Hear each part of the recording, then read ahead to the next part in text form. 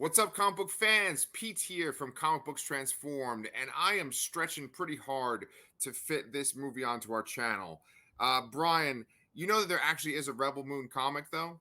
Yes, that's what sold me on reviewing it. Was that he told me there was a prequel comic, I guess. Yes, Yeah, I haven't yes. read it. I don't think I will read it. Oh, so it's funny because you and I were on a thread with Danny from the Lastercast and Chris, too. Um, and you made some kind of comment about this movie. You were kind of implying that it was kind of rough for you, huh? I didn't like it very much. Okay, okay. I don't want to flat out say it, like I found some positive things to like. I don't know. I have a lot. There's a lot of questionable things in this movie. I think it's a Okay. very flawed movie. I don't necessarily think it was bad.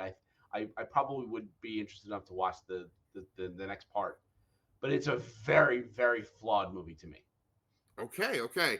So, guys, we're talking about Rebel Moon, Zack Snyder's Netflix movie that was just released this weekend, and it's very clear that this movie was Snyder's pitch for a Star Wars movie when Disney had just gotten the rights for Star Wars and they were like scouting out new filmmakers.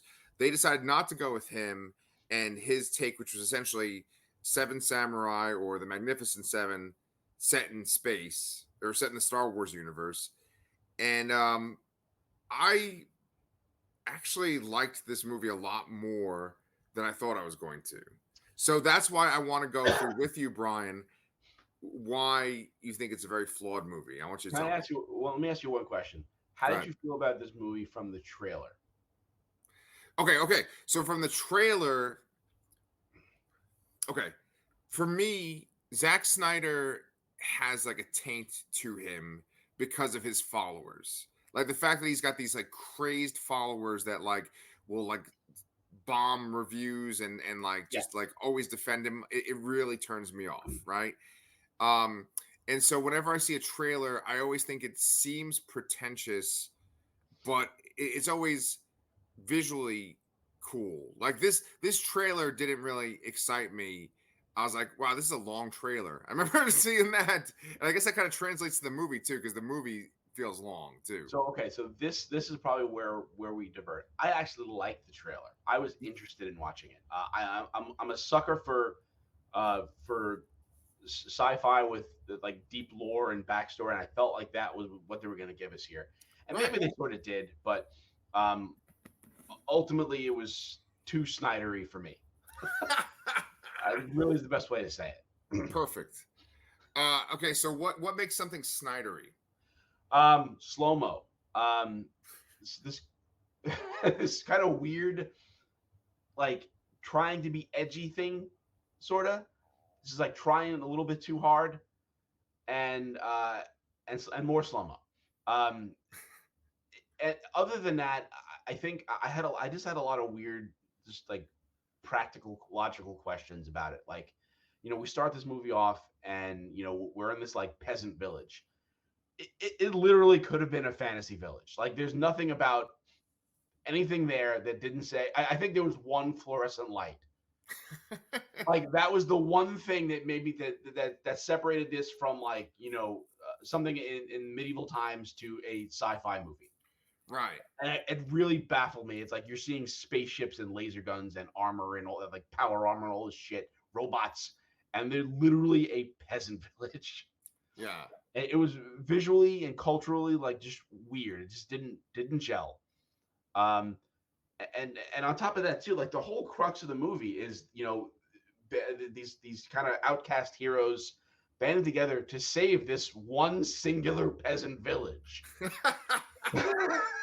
Yeah, yeah. Like there's Yeah. a point where they go to this other large planet with this big city and where this king is kind of protecting these other existing rebels, and they're like, oh, we're gonna borrow you to go save this village, and then they get annihilated. Like, why not rally around the fucking city? um I kept thinking like yes, the comparisons to Star Wars in this movie are definitely there. This definitely was some kind of draft of Zack Snyder's Star Wars movie. um Yeah.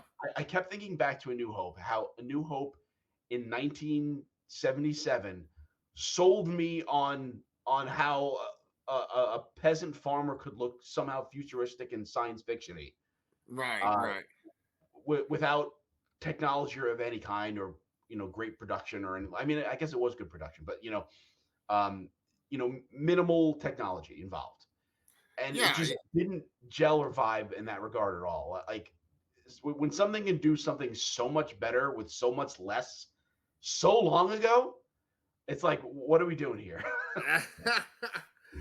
It's, okay. I love your points. I especially love the fact that like they're gathering this team of like almost like superheroes, like space opera superheroes to go save this one lame ass village. I think that's my favorite point you've made this morning so far. Um, but what kind of threw me off was that they go like traveling to go start their recruiting.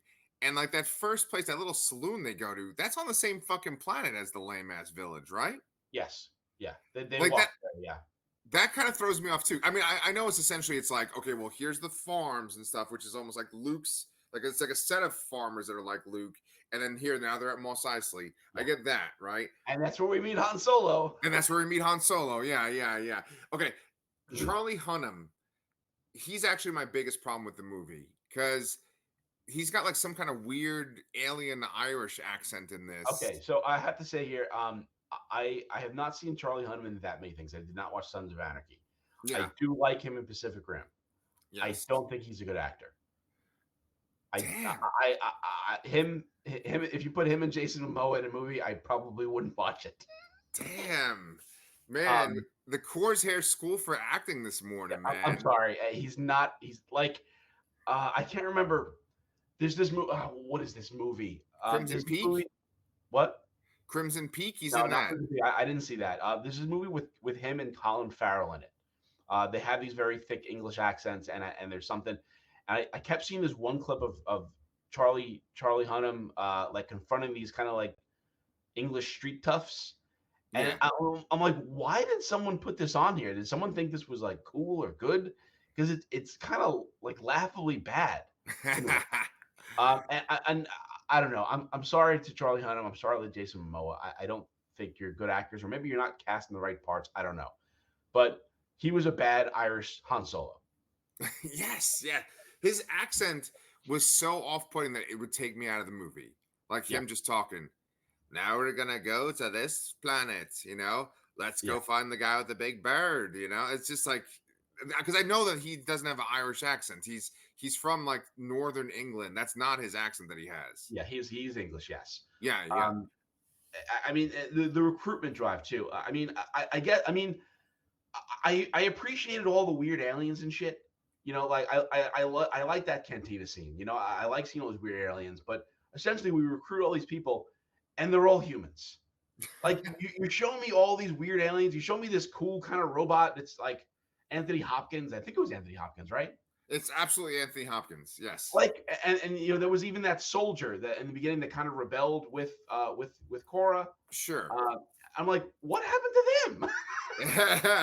And I Yeah. think that inherently is my biggest problem here, is that they started this as a part one. I Mhm. think that breaks a rule here. Like that, like it's like an unwritten rule. You can't start off with a part one, like a half an incomplete thing. If you do that as the second and third parts or something like that, you break the second one into multiple parts. You can't start off breaking your initial story into multiple pieces.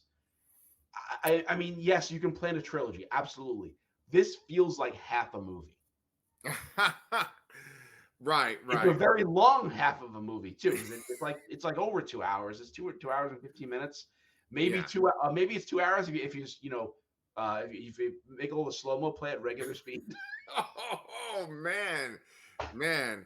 All Brian wanted for Christmas was some movie criticism, I man. You were wrote that just down. I wrote that down to say that joke. So yeah, yeah. No, it's funny. I actually don't mind the slow motion that much. Uh, Zack Snyder, we can talk about his filmography in a second, but he makes movies that are like amazing for the trailers. You said you like this trailer. I didn't I really do, like this trailer, but Watchmen, I think we've said this on the channel too before. Like Watchmen has one of the best trailers I've ever fucking seen, hands right? down. Yeah, and I watched this video. I should have shared it with you, man. But like, if maybe if you get a chance after this, you're bored or whatever. Patrick Willems, who I love his YouTube channel, he does this thing where he basically talks about all of Zack Snyder's movies, and he kind of defends him, even though Patrick Willems is not the kind of guy that would defend Zack Snyder. You know, he'd actually make fun of him usually. But Zack Snyder seems to really, really be inspired by the Excalibur that came out in the 70s. Have you seen that movie? Ah, yeah, okay. John Borman, I think is the director. But like, but you've seen it, right? Or no? Yeah, yes. I mean, not for a very long time, but yes. I fucking love that movie too, and so maybe that's why I'm giving Snyder a little bit more of a pass. It's funny because Sophia Butella, she plays Cora that you've already mentioned before, but then her name, like when she's in the military, is Arthur Elias, which it's like, you know, King Arthur, Excalibur. Um, I think he's always trying to evoke this sort of epic feeling that's in that movie. You know that I can't remember that piece of music. I think it's Wagner or whatever, where it's like dun dun dun dun dun dun dun Yeah, dun. That song, like that's in that fucking Excalibur movie as part of the soundtrack, and I think that like that's what Zack Snyder's kind of aiming for. I've watched like these movie Bob reviews. I've listened to Mr. Sunday talk about him, and everyone kind of admits that Snyder makes these amazing visuals, but maybe he shouldn't necessarily write the script. I agree. Yeah, yeah. I think there are good visuals in this movie, but I just think they overdid the slow mo, and I don't think the visuals were as striking as I was hoping for. I think he's done better in the past. Totally, totally agree. I 1,000% agree. Actually, I think that there's a lot of visuals that are like okay, or like I mean, not they're okay based comparing them to his other works. Like Yes. they're a lot better than the visuals that are in like the fucking shit that we usually cover on this channel, like the Disney Plus stuff, Yeah. Of course. right? Um, but there still is some really great stuff in this. That one sequence, which is heavy on the slow mo, when we see Arthur Elias kind of like fighting people in the war, and she's got short hair. When she has that flag at the end, I thought that was actually really cool when she like plants that flag. Yeah. No, that was a very iconic, like an iconic image sort of thing that you'd see in like war propaganda, honestly. And that's kind of what it was. It was kind of like her telling her part of the story when she was a part of that army. Um, Yes. which another criticism to me, going back to Star Wars, I mean, they really just put Nazi uniforms on stormtroopers. Like that's what they did, right? Like, Yeah, yeah, yeah. It's so funny because Snyder listed his influences for this movie, at least visually, and he included the heavy metal comic. And I can see that. I can see yeah, that in this movie. I definitely see the influence of heavy metal. I think that heavy metal, which I'm pretty sure came out in the 70s, you know, it featured a lot yeah, of artwork that's like kind of reminiscent of that, like sort of Pink Floyd, and like Mobius was a part of it. And there was always that kind of Nazi thing that was in it because the Nazis had played such a they had such an impact on Europe, right?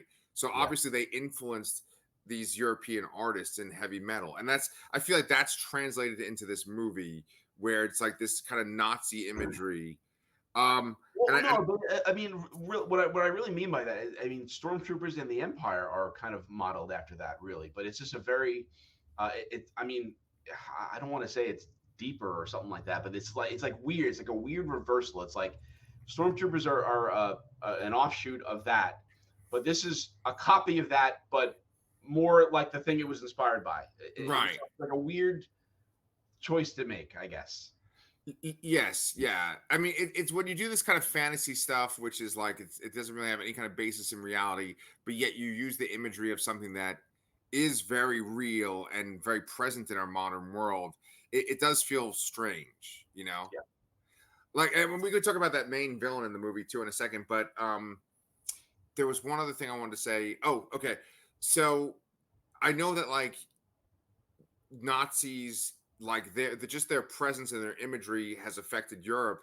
I know that like it really influenced uh Warhammer games and stuff, because when you look at like the Imperium in there, they look very similar to the characters that are in this movie, like the bad guy side. Yeah. You know, and so I actually like that because they've never really made a Warhammer live action anything, and this movie is about as close to it as you can get. Yeah, and especially interesting because I keep hearing rumblings of that Henry Cavill Warhammer thing at Amazon maybe not happening anymore. So I'm Oh, curious. But yeah, man, Warhammer is just like that thing that I would love to get into, but I'm so terrified to get into because it feels yes. like it's going to be a huge cost. And I definitely can't get into another hobby. Yes, yes. I mean, you've got some nice glass cases in your house, and that would be good to put your miniatures behind them, you know. But yeah, it's like a tedious thing, and it costs a lot of money. I started it, and I spent a lot of money, and I still haven't fucking finished my figurines. Well, I mean, that's kind of the thing is like the whole thing is you start an army, you start building it and painting it, and then you never play. Right, right. Essentially, right, right. So we kind of talked about the visuals and stuff. Let's go to the story now. So, did you like to me? Sophia Botella didn't really look like herself in this movie. Did you feel that way? I think she did. You know what? I think she's a very unique looking person, very attractive, honestly. And I Agreed. think she's a good kind of person to kind of build something around. I think she hasn't been really used as a main character before, and I think this was a good. It was a good idea to attempt it at least, Hmm. Um, and I think she does a good enough job. Uh, Agreed. and I think the times where I think she struggled, it's not her, it's the dialogue. Yes. Some of the Agreed. dialogue is very exposition-y, very heavy, Yeah. very, Yes. and Yeah. I think pretty much everyone struggles with it because it's too much exposition. Right. So I don't think it was that old. And I have to point out that my son Brandon, who watched, he probably got through about half of it when we watched it. Good for He him, thought the man. acting was bad, and I was trying to explain to him like I think it's actually not the acting this time; it's what they're told to say. But he called out the acting uh, Wow. within 30 or 40 minutes or something like that. And we So should point out to everyone how old is Brandon? he'll be 8 in about 2 weeks. Yeah, yeah. 8-year-olds commenting on the acting. That's crazy. Yeah, but I don't know where was I going with that afterwards. I don't We know. talk about how like there's so much exposition. You're What was saying that? that Yeah, she's great, but like she suffers from the same thing that everyone else does. It's like this exposition dump because they're doing all this world building. yeah. And the only person that didn't act well was Charlie Hunnam.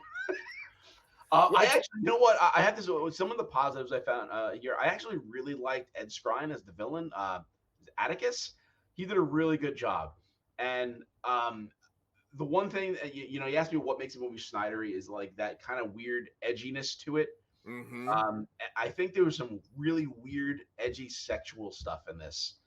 And the second they released this movie, they start talking about this not a director's cut that's another hour long or something like that, and it's a totally different movie or something like that.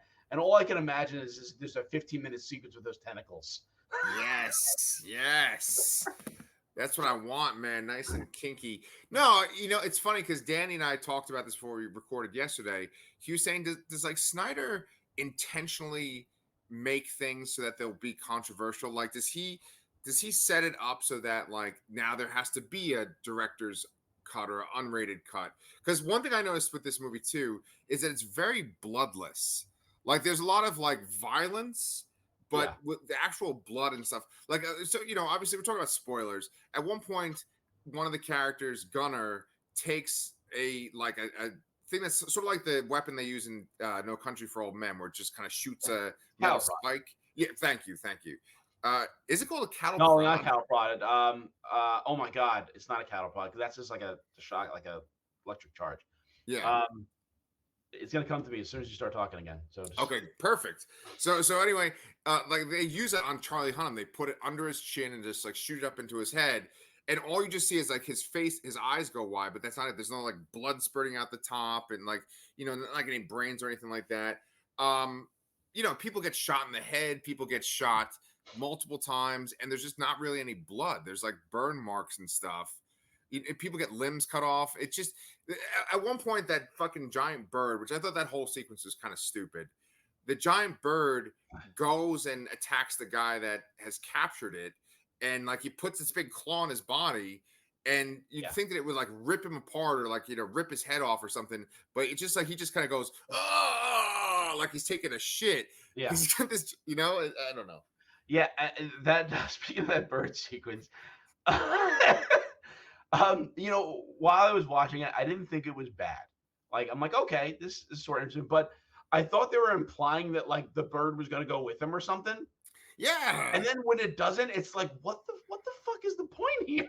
Yes. It gave me giant bird blue balls, Yeah, because yes, it yes. did. Yes. Yes, because you think that like when he goes to leave, you think that the guy that owns it is going to be mean to it, and then the guy who's like a prince, he's secretly a prince too. That guy, he's going to like call him, and then they're going to bring it on the ship, but they don't Yeah. do that. Again, going back to the whole part one thing, like those characters are introduced and they literally do nothing afterwards. Yeah, yeah, Not a yeah, single character does anything of note the rest of the movie. And I think that's just such a disservice to making a movie. Like this needed to be a complete thing off the bat. And they did not do a good job of it. Well, Ray Fisher dies. He kind of has this like sort of epic That was Ray moment. Fisher. Yeah, it doesn't that blow your mind once you figure that out? Holy shit, I didn't know that. He was the Okay, guy. yeah, no, so yeah, him worst of all, honestly. He shows up, he's this rebel leader, and then, I mean, he kind of does have a cool death scene. I mean, I guess on paper, he jumps up and does a slow-mo, like, spear stab at a side gun on this big ship, and Yeah. it somehow destroys the entire ship. That was Yes. going to destroy the peasant village that are trying to protect. And I guess it was, but it happened so quickly after we meet him. Yes. It's like there was no weight attached to it, really. I guess. Yeah, he's introduced, and it's supposed to be that he's badass, and then the very next scene, they're betrayed, and yeah. So that's another thing that really bothered me in the movie too. Was he takes out that gunner, who's essentially like it's a side gunner on the side of this like flagship of this Imperium, and somehow taking out the gunner makes the whole ship crash. Well, he hit some lever as his like last dying act. And I'm like, why are there controls to fly the ship on the fucking bottom side of it? That's like if you were if Luke could fly the Millennium Falcon from the gunner pit, That's good. Yeah. That like it's like Charlie Hunnam's accent, and then that's what bothered me the most. Yeah. But I want to mention a couple of things, and then I want to do our rankings. But I actually really liked Sophia Boutella in this. I liked Ray Fisher, even though he's barely in it. So this movie is very interesting because it is chock full of Game of Thrones actors. Who else was in Game of Thrones in this? Okay, so here's the deal. We have Dario Naharis, obviously. Dario Naharis number 3. Wait a Brian, minute. Wait, Ed Skrein was also Dario Naharis. Oh my god. Right. You literally have two Dario Naharises. That's a great moment to capture live. Yes. I was going to make that point. You have two guys that have played Dario Naharis in this one movie. Holy shit. And they're both obsessed with Sophia Boutella, Yeah. So Ed Skrein, yeah, right. And he was also in Deadpool, the first one too. Yes, he was oh my god, I forgot who he was. I mean, he was the villain, obviously. I don't remember. I mean, and he was someone. So did you recognize Cary Ells in Ajax is the guy who's in Deadpool? Ajax, yes. Okay. Did you recognize Cary Ells? He was the king. No. That's what it says in the one that was the Slain King? Yeah, the Slain King. Interesting. No, I did not notice that. And I was also I probably should have just looked it up. We were kind of debating if the village elder was Corey Stoll. It is Corey Stoll, yeah. It is Corey Stoll, okay. Yeah. But there's other people like Jenna Malone. She's that spider monster lady. Oh, really? Yes. Okay. She's just not a regular. I mean, she was in Sucker Punch and Man of Steel, right? I don't think Man of Steel. She was in. She's in more than one of his movies. Right. She's definitely in Sucker Punch. Right. I can't remember what the other thing is, but I don't think it's Man of Steel. So then, I was gonna say, I don't know who Duna Bay is. She's Nemesis. She's the one with the swords. Okay.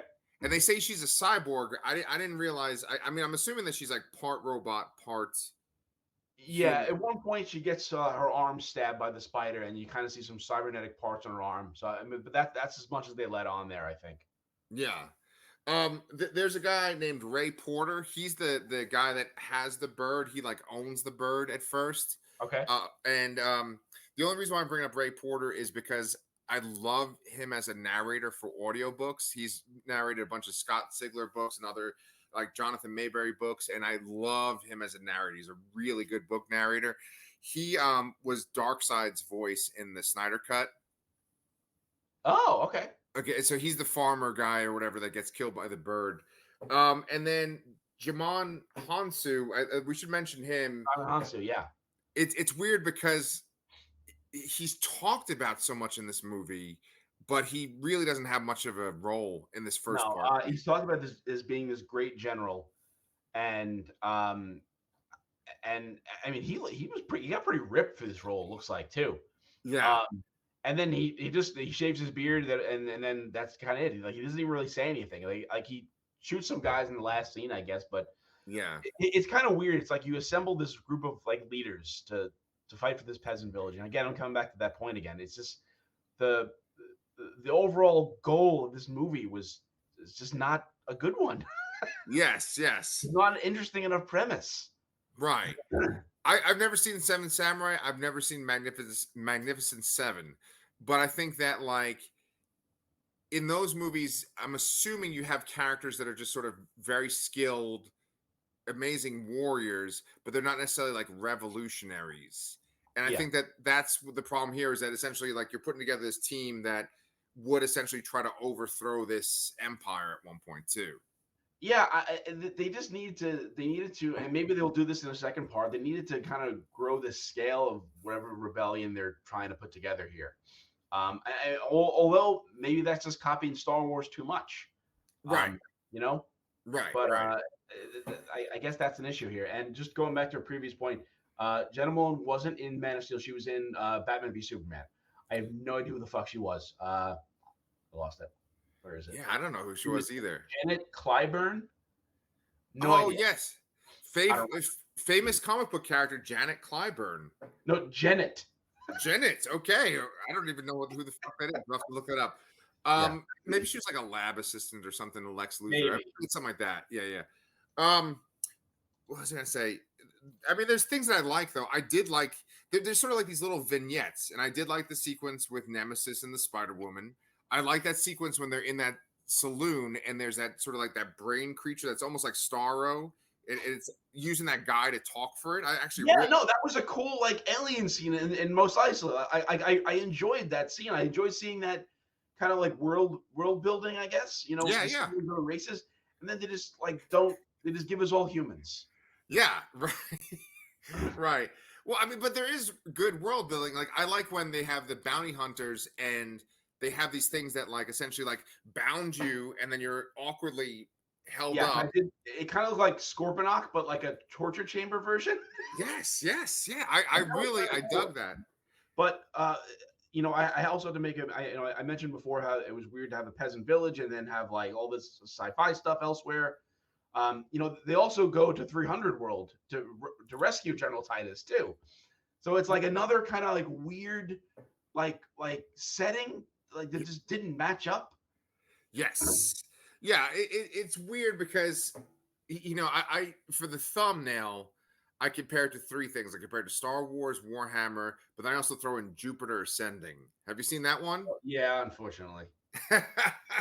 It feels a little like Jupiter Ascending, and it feels like they're kind of throwing everything at the wall and seeing what sticks. I want to point out because I don't know if anyone's going to say this in any of their reviews, but at one point when they go to that planet where they're betrayed, I felt like the CGI looked like really, really bad on that planet. I didn't think the CG it wasn't terrible overall. Yeah. A lot of the like the wide shots of like all this God I can't think of the actual film term it is. Just like all the background shots, with all the ships and the cities. I didn't think it looked that great overall. Mm-hmm, mm-hmm. Like I've seen much better in lesser scale productions. I would think. But yeah, I would agree with you completely there. Yeah, there was something I don't know what they were trying to do with that particular planet. It was kind of like a lot of fog, and it was at night, and the like buildings were all lit up, like it looked kind of like New York City, or it looked like an album cover. But like the CGI in that one part looked like something out of like a gunship video or something like that. Which like gunship videos are cool, but not Netflix $200 million movie cool. Yeah, I felt the last sequence felt very much like that kind of base in Rogue One where uh, what's her name? Jyn Erso? Jyn Erso's dad was like working. They Yeah, would infiltrate. It looked very much like that planet. yeah. Oh, I can see that. That's yeah, that makes sense. Did you think that that guy Atticus Noble had died when he fought Sophia Botella? Yes, and I'm glad he didn't. I liked him. I hope he comes back. I mean, it seems like they were almost kind of. I thought they were gonna Darth Vader him like on the spot there when they were setting up that machine. I'm like, Right. yes, okay, cool. Yeah. I want to see Nazi Darth Vader.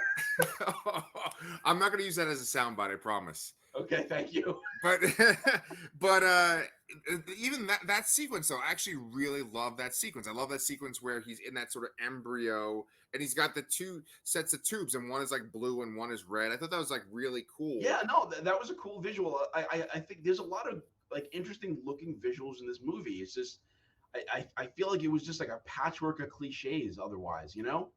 Absolutely. And maybe there'll be some redemption as they kind of flesh it out better in a part two. Is it just part two? Is it part three? I have no idea at this point. They might try to make more, but it's just set for part one and part two. Okay. Yeah. We'll see. Like I feel like it sounds like I'm really dogging this movie here, but I don't want to really judge it until I've seen both parts because I don't feel like it was a complete movie. Okay.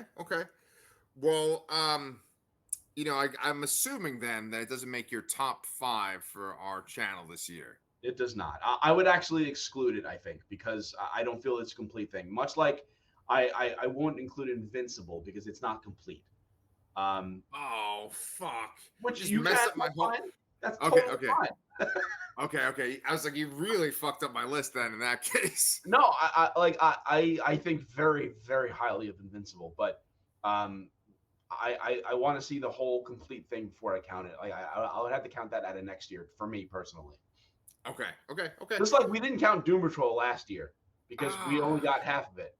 Fuck. Or maybe I can change my list like last minute real quick. Don't change it. Okay. You set your own rules for it. Go for it. Just explain them. Explain why.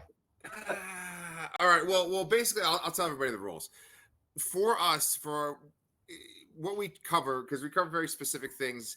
Brian and I just basically came up with the top 5 for things that we reviewed on our channel.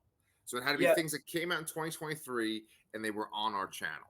And there wasn't enough stuff that we covered to do. I mean, I guess we could have did top 5 TV and movies, but there's not enough to really make it feel worthwhile. I feel like when you make a list, it has to be a challenge.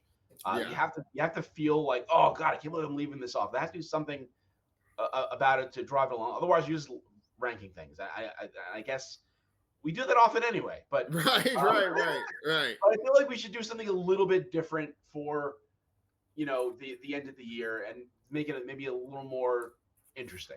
Yes. It's like, oh shit, he left that off, or he put that on. Yes. I know you're gonna laugh at me when you see what I put on. Okay. Why don't we do yours last since we did mine last for the DC?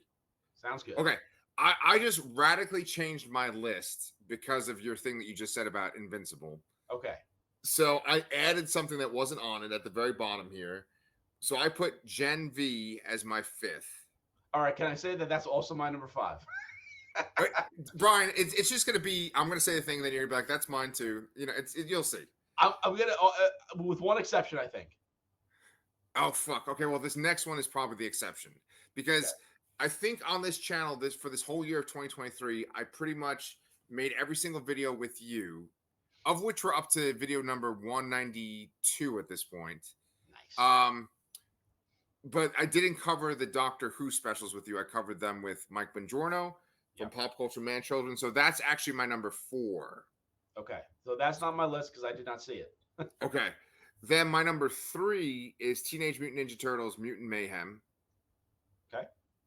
My number 2 then is Spider-Man Across the Spider-Verse. Okay. And then my number 1 is Guardians of the Galaxy Volume 3. Okay. So some similarities. One, well, the one difference that I mentioned before, and one other difference. So I do have Gen V number 5. I do want to say, like, Invincible 100% would have been on this had it been finished. That's really a technicality. So that's gets an honorable mention, I guess. Yes. Number 4, I actually have Loki. I season 2. I was so surprised by, especially the end of that show. Um, e- Especially comparing it with the other MCU shows, which we kind of all collectively feel are kind of like middle of the road kind of stuff, and we'd like to see more of. I think that really struck a chord with me, and I really appreciated it. Yeah. At number 3, I have Across the Spider Verse, so Nice. very similar there. And 2, I have Guardians 3, so we have that in the same order. And this is where you're going to roll your eyes in maze because I put Transformers at number 1. Oh boy. I know, Okay. I know. Technically speaking, other things were better. I always have to go with things that I have a feeling about, and I do. I have a bias. I 100% is a biased number 1 pick. But look behind me. Look at my fucking shirt. There should be no surprises. Yes, yes. Okay, I get you. I get you. Yeah, yeah. No, I considered putting it on my list too, and I maybe could have swapped it out with Gen V because I think that I got a lot of enjoyment from that movie. I just don't think that like it was as of the same quality as the rest of the things that are on this list. Uh I can say that. I can agree with that. Yes. yeah. And then just I mean just to reveal it too, Invincible was my number 1, but then when you said the thing about it not being complete, I took it So off. you swapped in Gen V at the end. I did. Okay, and I thought very strongly about Ninja Turtles as well, but that ultimately I it probably would have been a number 6 for me. Okay, okay. Yeah, I thought about Doom Patrol too, just because it was like the end, and I love the Doom Patrol show. But I didn't necessarily think that that last season was like it at its peak. Uh, no, there were some really strong moments for it, but I think it again it suffered from being half at the end of last year and half, 3/4 of the way through this year. Yeah, Um, had we watched that straight through, maybe it could have fared a little better. Um, and yeah, I mean everything else. I mean, there's not much else I would say. Yeah, that's really kind of it that I would say that was kind of in contention. yeah. Would you say that this was a mediocre, bad, or good year for comic book adaptations? Uh, I think there was some very high highs. I think Across the Spider Verse and Guardians are very good top tier movies. And I like I said, Loki surprised me.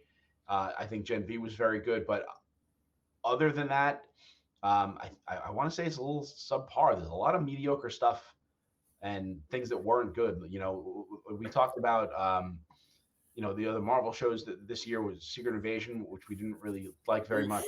oof, And rough. wasn't there another one? I guess Marvel. Mandalorian season 3 was pretty good overall. It was a little Yeah, bit more mixed, I think. But then the movies that came out this year: Quantumania, Shazam 2, also The Flash, Blue Beetle, The Marvels, and I kind of and Aquaman, which we just reviewed. I kind of did like The Marvels, but it's maybe a little better than average, I guess. okay. No, so yeah, I think it was pretty much like there's those 3 bright spots, 3 or 4 bright spots, and everything else was pretty subpar Yeah. overall. And it's And funny because we're next year, man, I don't know what's going to go on next year with a statement like that. yeah, yeah, right. Because there isn't any DC movies at all, and then there's one Marvel movie, right? Well, there's 2 Sony movies. Oh, so next year we don't have a Madam DC movie. We'll have Crisis on Infinite Earths. We'll have that, the animated one, Tomorrowverse. Yeah, and potentially we will have Creature Commandos, which I don't remember it's a show or a movie at this point. I Um, think it's a show. it's a show. Okay, so we have Madam Web, which is probably the next movie.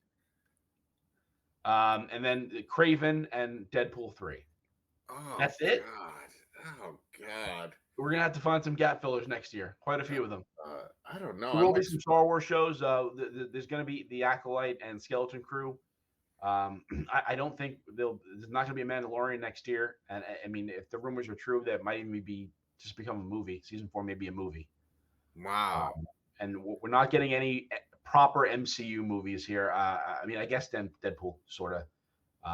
But I feel like that's going to be more of a wrap up of Fox than, and maybe a tie-in sort of to the MCU rather than a actual MCU movie. We're in a sad state if the main comic book movies of the year are made by Sony, set Yeah. in that fucking horrible Spider-Man without Spider-Man universe. Yeah. Oh God! You know, I saw the Madam Web trailer when I went to go see Aquaman, and there was this couple next to me, this young couple, and the girl, when she saw the title card come up, she was just like Madam Web, and for the first time it hit me like just how fucking stupid that title sounds too. Yeah, it does. I mean, especially when I hear Madam Web, I think of the old lady version. Right, You know, I don't think old of, lady. and that's who Dakota Johnson is playing. She's not playing Jennifer Carpenter because Sydney Right. Sweeney's playing Jennifer Carpenter. Yes. So, yeah, it's just Spider-Man movies without Spider-Man. Yeah, yeah. At least we didn't get that Aunt May Agent of S.H.I.E.L.D. movie. Oh God. Yeah, yeah. So that is our discussion of Rebel Moon Part 1, A Child of Fire, plus our top 5 each for 2023. Brian's saying there's not a lot of stuff to cover in 2024, but I'm sure that we can dig up some real great comic book adaptations. But guys, thank you so much for watching. We hope that you had a good Christmas. We hope that you have a good and happy new year. And we will see you guys again in 2024. All right.